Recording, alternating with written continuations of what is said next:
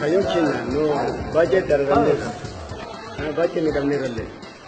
Ka harma murantu jira. Namoota keenya keessaa ka harma muranii oromummaa isaanii qofaaf ka harma muramee jira. Hoggansi keenya wanni dhibee keessaan guddina wabii makalaakaa jenna federaala jenna. Mootummaa federaalaa kun Oromiyaan turu adda ciitee Oromiyaa jennamu. Itoophiyaa jennee fudhannamu. Akkaataa itti fudhannu qabudha Itoophiyaan. Maal jijjigaa Sumaaleen akka jijjigaatti akka Itoophiyaa jiran. Amata 1994 as keenya Oromiyaa keessaa Sumaalee gala. Jijjigaa galeessaa. Ijoolleen tiyya nama sadi qaba. Alaana fudhatu nama shan. Shanan kun ijoolleen tiyya afaan Oromoo antiqiin barsiisa malee wanni isin baratti qubee afaan Oromooti afaan Amaariffaa. Afaan Oromoo keessa baratanii jiru.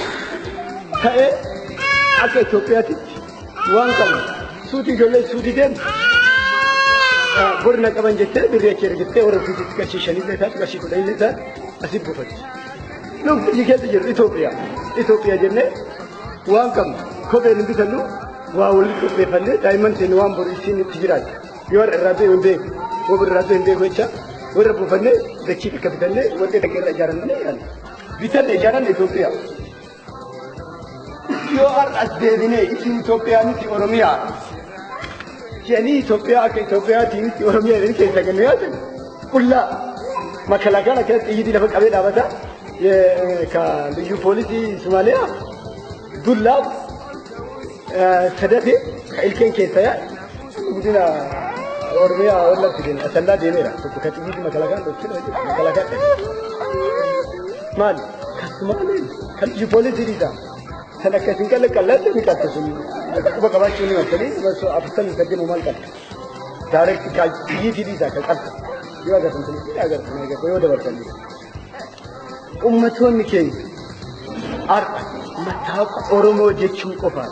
Oromia oda bicara. Tu bisa ambil tu oda orang jadi lalu. Oda orang jadi lalu. Oda kerana agar at amaratai, ati tigretai. Aslam ke Kristus. Orang bicara jiran atau Romo lekap. Oh jadi orang hari isyarat itu. Mali orang orang. Kebiasaan apa Romo itu betul. Maaf ni. Mautumah kini orang Ethiopian Oromia kau pun mautumah kerjaan. Ugat hati lu tersinane aku juga rekungan dek ibadat ifan nugal ini. Mali deh. Itu Ethiopia tadi makanan kita kerja. Makanan ni ada nama berani ya. Cina seni jijjiga irratti guyyaa lama wallahi rabbi kabee roobni ganama irraa galgala nu roobu. Guyyaa lama ganama irraa galgala roobni daa'ima baatii takkaa ta'ee okkotaa qabdi jira. Kadhattee ulmaadhaan dhalti jira. Dhadhii gafira jirta achi yaate jira. Rabbi kun wallahi ishii baafii nu toosu ni ayatatti dubbatu hin jiru. Waan guddina irraa dhageessa. Maal makalaakaa safara sanitti dhiyaan. Eessa jedhaan bakka qabeenya qabu Sumaaleen Oromoon achi yaa'ii kaatee marsitee daadhii gasa irratti karaara. Jarri mandara keessa qabalee keessa deemaa kootu gabbale. Dullaan wallaahi billaan ijoolleetti arfanii ubbicha akkanaan keessaa beekan. Wanti achi qabu mala achi qabu dachee achi qabu gadhiisni keessaa yaa'u. Taaga har'aa hulaa ofitti cuftee wallaahi billaan adaamaa irratti kantiibaa adaamaatti kenneera. Lakkoofsa hulaa ofitti cuftee kara gabbaatuun dhabdee adhateetu jira. Taaga har'aa. Ulaa fi cuftee kara gabbaatu dhabdee teetu jira garraa. Ka ilmoo irraa qalanii awdaay ilmoo irraa qalanii mucaa tokko irraa harare. Awdaay halee takkana hidhanii fidan hararitti awdaay galche. Maraatee sammuu isaa liqiin dalabaadhaaf ilmi isaa. Ilmoo durni bira taa'u akkanatti abbaa fudhanii qalan. Maaliif kun ta'e? Maal mootummaan bulchuu jiru? Kan? Ka Sumaalee bulchuu jiru kan? Ka Oromiyaa bulchuu jiru kan? Yoo lakkisiin itoo Oromiyaan kopha baatee jirtedha kuma ifaan nu baatanii nuun laakiin quban qabnu duraan Itoophiyaan beena har'a laakiin Oromiyaadhaa gala jala makalaakaa mucaa wayii gaafatee maal jedhe asii biyya achirraa nu fe'e ani makalaakaa Itoophiyaadhaan eessa deemnaa jennaan Oromiyaadha wada Oromiyaa deemtaa deemu jedhe haa Itoophiyaan fi rabbi nu godhe ijoolleen uummanni kuma dhibbaatti akkan taa'anii handi keessan namni achi walitti qaban istaadiyoomii asalxanya isaanii jijjiga jecha harka sun uummanni Oromiyaan kopha bahu yoo kopha baatee jiraate isinillee ifa nu gootanii laatee shukrii galfannee ni jiran qabeen keenya sirriitti daaraa ta'u sirrii nu jirtan takka achirra dhufu hararin naqan kudina maal bulchiinsa hararii jalatti jedhani kudina humnaan mootummaa hararii jalatti naqanii halkan warri awwadaa haxara dhamnee iyyita kennaan warri awwadaa nyaata keenya fidan taako warri awwadaa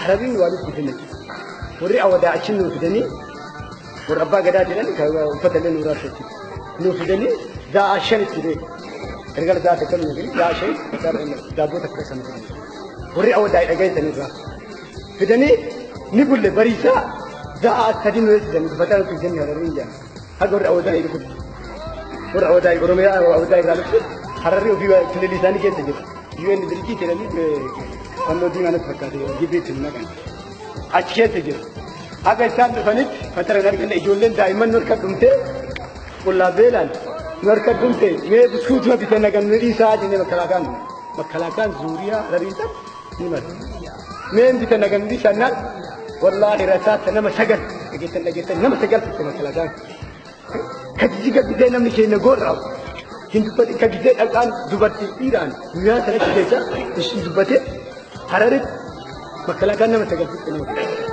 Oromoo ta'uu qofaa sanyii duguuggaan jedhan kana malee kun yookiin saba duguuggaadha malee kun yookiin miidhaallee jedhan akka lakkee kun mootummaa yommuu duguuggaa jedhe Oromiyaa jedhe sana achi kaa'ee kun takkeetti Itoophiyaan fixee daaraa godhee waa'ee Oromiyaatti nu faadhaamu utuu amantii jijjiiratan yookiin dhiigummaa jijjiiratan taate anni jijjiiratan maaliif eeg bakka geette Oromoon sun xiqqaate maaf xiqqaate Biyya jiru keessa maaf xiqqaan.